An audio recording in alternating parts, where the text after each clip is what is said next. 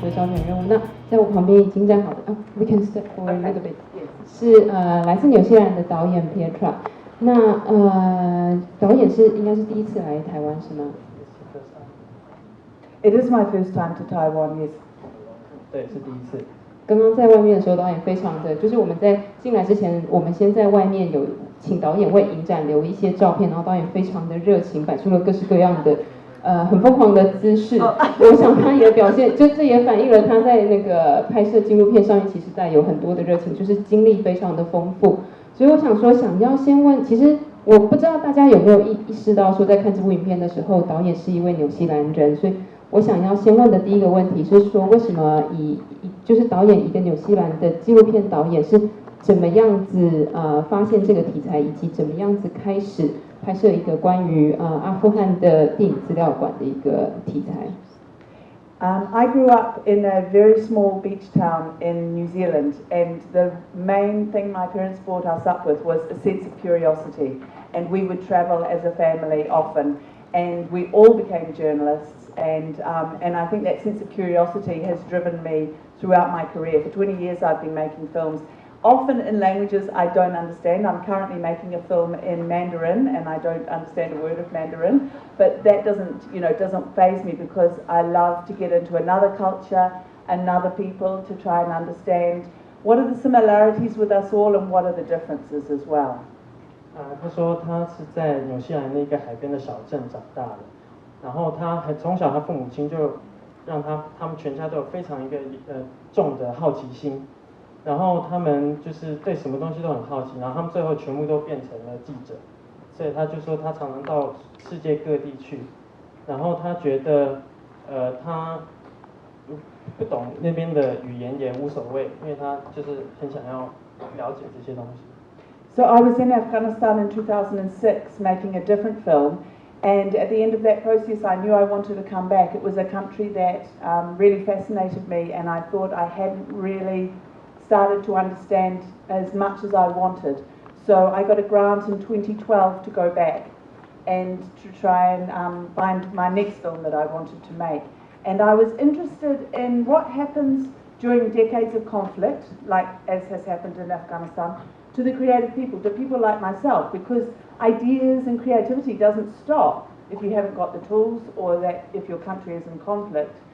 So what do? What happens to their creativity? And that was the sort of the germ of the idea that I started to explore.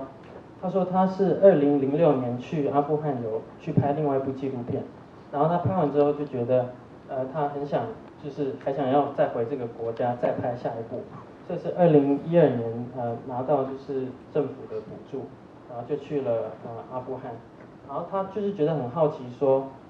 一个长期在战争的国家，那边的人对他们的创意感会有什么的影响？所以因为他自己也是一个有创意的人，所以他很想去了解会有什么影响。And so one day I heard about this slightly mythical place where the films of Afghanistan were stored, but lots of people had said to me, we don't know what's in there, you'll never get entrance, it's run by a very corrupt guy, he'll expect $10,000 before you even walk in the door. And I'm a really determined person, so one day I set out, and it was a really hot day in Kabul, and I was in all my layers of clothing covered up, and I'm walking across Kabul, and I was stopped a lot, and my passport was checked. And one time I said to the police, I said, was there a suicide bomb this morning? Because it felt like a similar kind of tension. There was a lot of helicopters overhead, a lot of army, Americans on the ground, there was tanks. And he said to me, no, Hillary Clinton has come to town.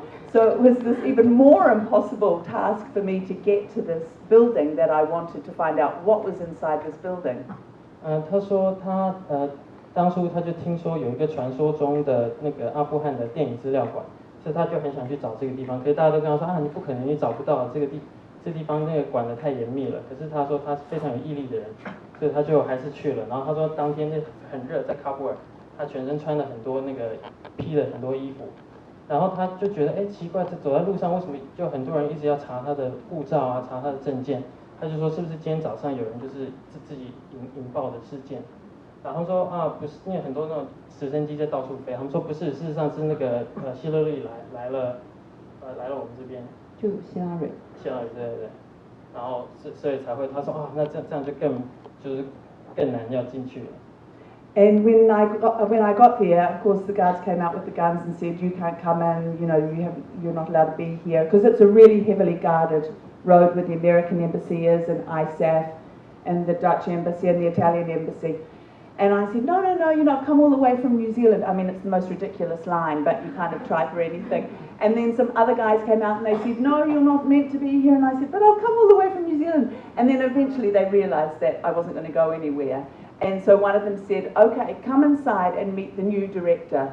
And Arafi, the main character in my film, had just started there. And so I met him and he said, let's discover the films together. So it was really such luck that I just happened to turn up. 他说运气很好，因为他当初去的时候，那个资料馆外面有很多那个警卫，然后不让他进去，他就一直求他们，然后都没有用。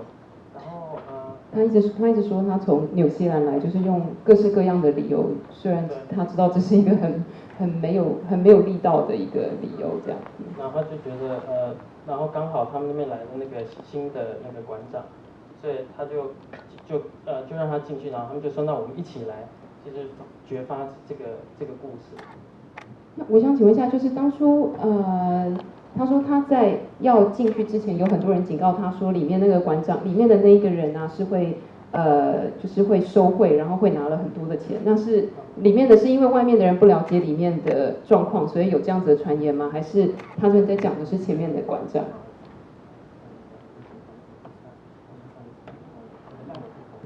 Okay, so Afghanistan is the most corrupt, statistically they say it's the most corrupt place, one of the 3 most corrupt places in the world.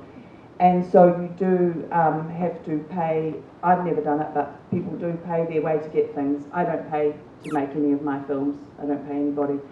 So the previous people, I was told they were corrupt, but luckily Arafi had just started. He had been in exile in Europe and he isn't corrupt and he doesn't agree with it.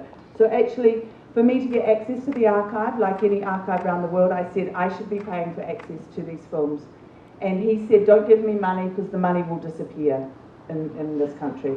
So we agreed to a sum, and every time I came to Afghanistan, I would contact him and I'd bring in equipment, film equipment, because he wanted to encourage young people to start making films again.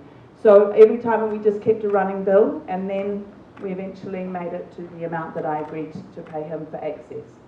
OK， 所以他是说阿富汗是世界上最腐败的3个国家之一，然后之前的人真的都是会需要收一点钱，然后他说他也是听说之前的馆长他们那些人的确会这样子，可是那个 Arifi 他是刚刚从外国从德国回来的，所以他并没有这样子。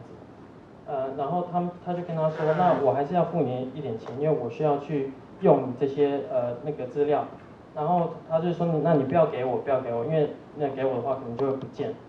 所以他们先讲好说一个数目，然后他每次来的时候呢，他就会带很多摄影的一些道具，然后因为那个 Arifi 很想要当地的人去学习怎么去拍片，所以后来他就每次来，然后就越来越多，然后最后就把那一整笔钱这样一次给他。就是到最后那个钱就达到了他们原本约定的那个数目这样子。It took me over 3 years to make the film, which is normal for how long it takes me to make a film. I would go back and forth over 2.5 years, and the editing process took a year. And so I completed it in April of this year, and then it screened at Venice Film Festival was its release in, I think that was late August it was released. In Kabul, as you know, it's more open than the rest of the country, so I would wear a headscarf, none of my hair showing, from here to here, and then long, and nothing tight, everything had to be loose. When I went out, but I always carried a burqa with me, but when I went out of Kabul, I would put on a burqa in some instances, and in some instances, because in the West it's more Iranian influenced, so then I had a black head covering to wear and more black attire. And, I mean, obviously, I'm twice as big as most Afghan women. And one woman said to me, you walk differently as well. So it's pretty obvious I'm not a local. But the burqa, one time we got in a very bad situation and the car broke down and it was when we were on the mobile cinema and we were through a Taliban area and the van broke down and we were stuck for a long time in the mountains and it got dark and it was quite frightening. And they said to me, put the burqa on and stay in the car. Because the big issue in Afghanistan is kidnapping, because then that's a way for fundraising. And if it was known that there was a Western woman here, then, you know, that was the threat, that I would be kidnapped. So then the burqa, I was very happy to have the burqa on at that stage, yeah. 我看我记不记得。Sorry. 他说，他拍了3年，然后他说这对他来说是拍部电影正常的时间。然后是从是2012年拍，然后是4月的时候拍完的，对，然后到威尼斯的时候首映。然后what was it also? Venice Film Festival. 威尼斯到9月。他4月结束，然后8月是去威尼斯影展。然后他说对那边喀布尔比较开放，所以他在那边的时候不需要穿全身的，只需要一个头巾，然后到手腕跟脚，然后不能是很紧身的，一定要是很松的衣服。不过如果离开了喀布尔的话，在阿富汗其他地方就需要穿全身，所以他随时都会有带一件全身的。然后说有一次很惊险，就是他们的车在塔利班的一个区，那个车子抛锚，然后那时候真的就比较危险，因为他们比较怕的是绑架，因为他们说如果他们知道那边有一个外国人，一个女记者，他们可能就会绑架他，然后用那个方法来就是募款，就是来用他们那个来赚钱的方法，就是要赎金的，要赎金。But I wanted to say that one of the main things I wanted to achieve with this film was an understanding that the Afghan people were like us. They want, you know, I think especially in New Zealand we got very bad propaganda of who these people were, and because New Zealanders went and fought there. And for me, they are the most hospitable, wonderful people I've ever come across. In my film career, I've never encountered a situation. Nobody ever stopped me from filming. They were always completely open to whatever I wanted to film. They trusted me implicitly. And maybe because they were all involved with film, they were always ready and very keen, you know, and they were also fascinated with Jake, my cinematographer, what cameras he was using, how I was going to edit the footage. I mean, they were really involved in that, and it was the most beautiful experience, and I loved going there. We both wanted to move there. We just found it such an extraordinary place to be, and that's sadly become incredibly unsafe since we left, but it really was a wonderful experience. 他说他想要传达就是阿富汗的人实际上就跟我们所有人都一样，因为他说在纽西兰那边的就是对于阿富汗的报道跟宣传都是很负面的，因为他们有些人有派兵去那边打仗，所以他去了那边以后，他就发现那边人真的是他的生涯中遇见最友善最友好的人，然后他们都对他非常的，从来都不会说，从来没有人跟他说不能拍。然后他们都一直都有准备好，因为他们都是自己喜欢电影的人，所以他们也都会随时会准备好。然后他们对他的那个摄影师 Jake 的那些那个器材拍摄的器材都非常有好奇心，然后想知道这是什么哪一型号啊什么的。然后拍完了以后，他跟 Jake 2个人都很希望能够继续住在阿富汗，虽然说现在的情况变得越来越危急了，这样子。So Jake and I have been working together for 10 years, and all of my films are very personal and intimate, and it's only just he and I do really bad sound, and he does the camera, and I do all the bossing around, and and with this film, one of the main things I wanted, the aesthetic, because when you go there, as you saw, the films are growing up from the ground, and they're in the air, and they're in the buildings, and they're falling all over the place, and you can taste them, you know, they're in your throat, and you breathe them in, and I really wanted that feeling in my film. I wanted the archive to integrate seamlessly with the contemporary footage. I wanted this tone, this texture to the footage that I was shooting. And so I said to Jake, this is the look that I want, because I went on a research trip first of all. And so he said, okay, leave it with me. And he spent 2 weeks researching for some lenses, and he literally found 2 lenses that were 70 years old, and he got them on eBay, and grandfather had died and the family were clearing out a shed, the garage at the family home, and they came across a box with the original case and these 2 lenses, and those are the lenses that we used, and they're the most beautiful pieces of glass, and they're 70 years old, and that's what gives it that beautiful tone, I think. 好，那我先讲一下。那个他是说他跟那个 Jake 他们已经合作10年了，然后他当初想拍这个电影的时候，他想那个感觉就是，因为他当初在那边的时候，那些你也看到那些影片都到处都是，然后都很多沙，然后他说感觉就可以吸进去他的喉咙里面都有那个感觉，所以他想跟那个 Jake 说，他看这个电影的时候，他的感觉想要就是跟他那个在那边的那个感觉一样，然后他想那些旧的那些画面是跟他新拍的画面是可以融合在一起，然后就跑去找了镜头这样子。对，他去找镜头，然后他就说他为了这个他去找镜头，然后找了他找到2支，他说2个礼拜后，对，他说他在 eBay 上找到了2个70年的那些镜片，然后这是别人就是爷爷死掉了，然后就是要卖掉，然后他们就买了这个，然后就回去阿富汗继续拍。And to answer your other question, so over the 2.5 years we went 7 times and up to 2 months at a time. I never stay in hotels unless film festivals put me up in a lovely place like here.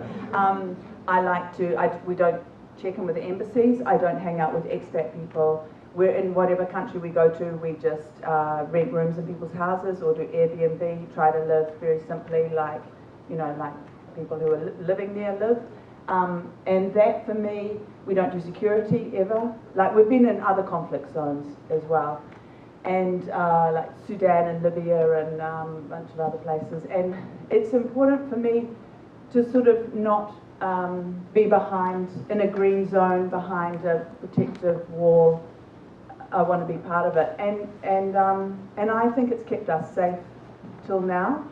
One time I was in Kabul airport and my flight was delayed because there was only one landing place and the Americans owned the airspace or something. So we had to wait for the American planes to land. So we were there 12 hours waiting, and I just talked to whoever would talk to me. And one guy I was speaking with, I was talking to him, a Canadian guy, and he was brought in to work with the local police and to try and... Sorry, am I talking too much?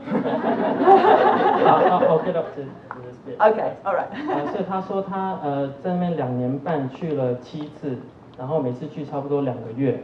然后他们从来都不住旅馆，除非是那个像我们这么好的影展，可以让他住很舒服的旅馆。他平常去都是住别人家，然后会像住那种 Airbnb 那种，因为他想要感受到当地人的那种感觉。然后他说他不会在那种那种安全的那个这种里面那区域里面，因为他不想他也是从来都没有保安人员什么的，他们就是也不会去通知大使馆。然后他说有一次他们要飞的时候，因为那个机场只有一个跑道，just one runway。Yeah，只有一个跑道，所以他们那时候要等12个小时。那时候就有一个加拿大人。And so I was sat there for 12 hours. So I was talking to this guy, and he was working for the Canadian government, but to help with the police force in Afghanistan. And he said to me, and he said, what are you doing? And I told him, and he said, who are you with? And I said, I'm an independent filmmaker. I'm just here with my cameraman, and we just live with some local friends. And he said, do you go out on the street on your own? I said, yeah, I go out on my own. We go out at night. We lead whatever life we want to lead. We try to, carry on. And he said, that's not a good thing to do. And I said, look, here's the thing. You have security sitting next to you now. I know that you travel in a white armoured vehicle. You probably wear a flak jacket, a helmet, you're armed. Which of us is worth more? Because they're going to choose you over me if it's about who's going to kidnap. And he sort of looked at me and he said, yeah, you're probably right. So, I think it's kept us, Jake and I, safe until now to operate in that way. And yeah.